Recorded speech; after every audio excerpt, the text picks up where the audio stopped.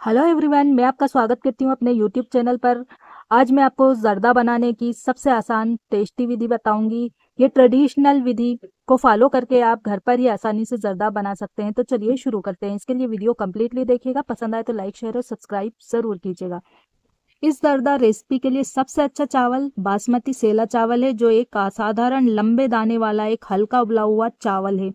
यहाँ पर चावल भिगो लिया है। ये 1 केजी चावल है, गिलास से नाप कर लिया है तो ये 3.5 गिलास चावल है। इसे नीम गुनगुने पानी यानी हल्के गुनगुने पानी में भिगो दीजिए। साफ करने के बाद अच्छी तरह साफ धो लीजिए और नीम गुनगुने पानी से भिगोकर इसे करीबन आधा घंटे के लिए रख दीजिए। देखिए ये अच्छे से सॉफ्ट हो गए हैं। मैंने इन्हें आधे घंटे के लिए भिगोकर रख दिया था। अब इसका जो पानी है हम हटा देंगे। ऐसा इसलिए करना है, नीम गर्म पानी में मैंने इसलिए इसे भिगाया है। जब इसे हम पकाएंगे ना तो चावल अकड़ेंगे नहीं, अकड़ता भी नहीं है और जल्दी से बन भी जाता है।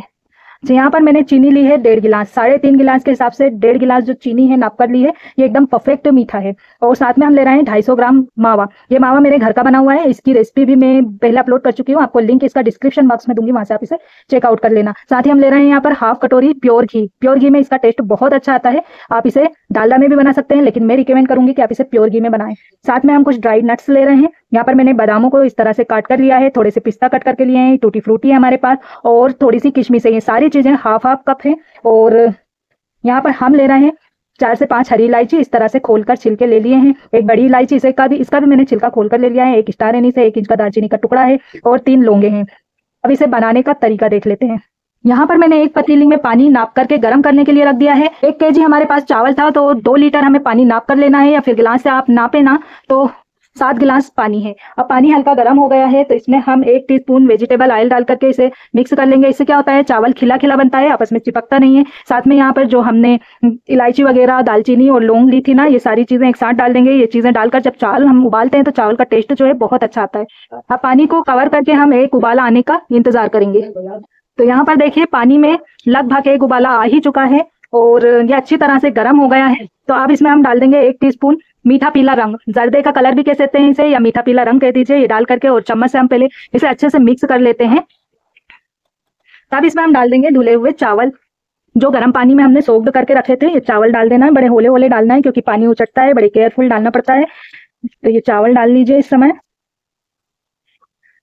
अब हम चावल को ऐसे झारे से चला के देखेंगे इसमें कलर कितना आता है। ये देखिए बहुत हल्का कलर आया है। तो इस स्टेज पर हम इसमें थोड़ा कलर और ऐड करेंगे, थोड़ा कलर इसमें और डाल देते हैं ताकि चावल में अच्छा गहरा कलर आए। बढ़िया गहरा कलर आता है तो ये अच्छे लगते हैं और इसे अच्छे से हम मिक्स कर देंगे। ये देखिए चावल में इतना कलर आ चुका है, बस ये काफी है। पकने के साथ साथ हल्का सा ये थोड़ा सा गहरा कलर हो जाएगा। अब चावल को कवर करके बीच बीच में हम इसे चलाते हुए पूरी तरह से कुक कर लेंगे। इसमें कनी नहीं होना चाहिए। देखिए चावल में अगर कनी होती है ना तो ये जब हम शक्कर के साथ पकाते हैं तो अकड़ते हैं चावल। इसके लिए चावल को हमें पूरा पकाना है, तो इसे हम बीच बीच में चलाते हुए ही पकाएंगे हाई फ्लेम पर। चावल को पकते हुए हमारे 15 से 20 मिनट हो गए हैं और इसे हम चेक कर लेते हैं। ये देखिए चावल जो है हमारा बहुत अच्छी तरह से बन गया है। एक चावल को हम चेक कर लेते हैं। ये देखिए ये अच्छी तरह से पक गया है, बस हल्का सा कड़ा है, इतना ही चाहिए। चावल को पूरी तरह से पका लेना है, हमें कच्चा नहीं रखना है। ये देखिए जब मैं इस तरह से तोड़ रही हूँ ना, ये अच्छे से पक गया है। तो बस अब गैस को हम कर देंगे बंद और इसको हम उठाकर इसका जो एक्स्ट्रा पानी है ये अलग से ड्रेन आउट कर देंगे। तो गैस को हम दोबारा से चालू करेंगे। इस पर अब हम एक कढ़ाई रख देंगे, चीनी डाल देंगे जो हमने चीनी नाप कर ली थी, और साथ में इसमें हम डाल देंगे 1 कप दूध। इसे चलाते हुए शक्कर को हल्का मेल्ट होने तक पकाना है। इसके 2 रीजन है। दूध डालने से जब इसमें हम चावल पकाएंगे चावल बहुत नरम सॉफ्ट खिला खिला बनेगा। दूसरा चाशनी भी जो है हमारी बढ़िया अच्छी बनकर तैयार होगी, साफ हाइजीनिक तरीके से। तो ये जो है शक्कर हल्की हल्की मेल्ट हो चली है। अब इस स्टेज पर इसमें हम ऐड करेंगे उबले हुए चावल जो हमने उबाले थे ना, इसका पानी हमने पूरी तरह से हटा दिया है। ये पूरे चावल इसमें डाल देना है। इस तरह से आप चावल का जर्दा बनाते हैं, बिल्कुल अकड़ेगा नहीं, बहुत अच्छा खिला खिला सॉफ्ट बनकर तैयार होता है। तो इसे हम हल्का सा मिक्स करेंगे हल्के हाथ से ताकि चावल जो है हमारे टूटे ना। अच्छे से मिक्स कर दिया है, हल्के हाथों से मिक्स करना है ताकि चावल टूटे ना। अब इसे हम कवर करेंगे और आंच को धीमा कर देंगे और धीमी आंच पर इसे हम चावल का जो शक्कर का पानी सूखने तक इसे पका लेंगे। चावलों में से जो स्टॉक निकला है इसे हम फेंकेंगे नहीं, इसे मैंने रख लिया है। कभी चावल वगैरह बनाएंगे तो ये काफी फ्लेवरफुल पानी है, इस पानी का हम यूज कर लेंगे। आप सब्जी की ग्रेवी वगैरह बनाएं उसमें भी इस पानी का यूज कर सकते हैं। ये बढ़िया इलायची वगैरह का फ्लेवरफुल पानी है।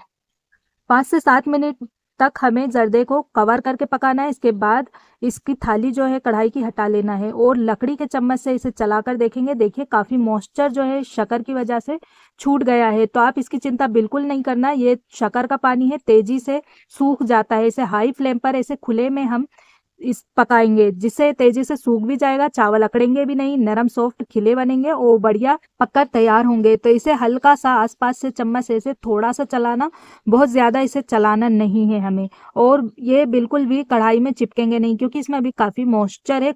तो इसे हमें हाई फ्लेम पर पकाना है और 7-8 मिनट में ये पूरा पानी सूख जाएगा। देखिए पानी अच्छी तरह से सूख गया है और आप देख पा रहे होंगे खिला खिला सॉफ्ट जर्दा है। अब हमें क्या करना है, इसमें बहुत हल्का मॉइस्चर है, तो अब इसमें हम डाल देंगे ड्राई फ्रूट्स, बादाम, काजू, किशमिश वगैरह जो हमने कट करके रखे थे, सॉरी पिस्ता और टूटी फ्रूटी। तो ये सारी चीज़ें ड्राई फ्रूट्स थोड़ा थोड़ा सा मैं उठा लूँगी, जब हम इसे सर्व करेंगे ना तो ऊपर से इसे हम थोड़ा सा गार्निश करेंगे, देखने में बहुत अच्छा लगता है।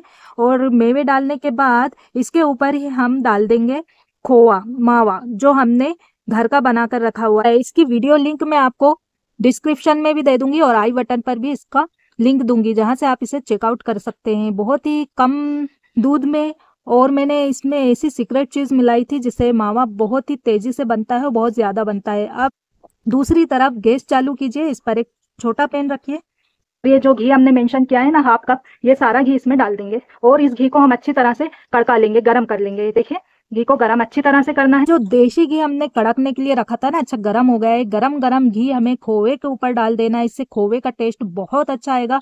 बिल्कुल देगी स्टाइल में जर्दा बनकर तैयार होगा, जैसे हम शादी ब्याह में खाते हैं ना, या फिर 11वीं शरीफ की देग वगैरह में। अब इसे तुरंत ही कवर कर देना है और धीमी आंच पर इसे हम पकाएंगे। तब बस 2 मिनट के बाद गैस को बंद कर दीजिए और गरम गैस पर इसे हम 5 से 10 मिनट के लिए रखकर छोड़ देंगे। और 10 मिनट बाद ये देखिए थाली हटाएंगे, गरम गरम भाप निकलता हुआ जर्दा, वाव इतनी अच्छी खुशबू आ रही है, बहुत मज़े का बना हुआ है।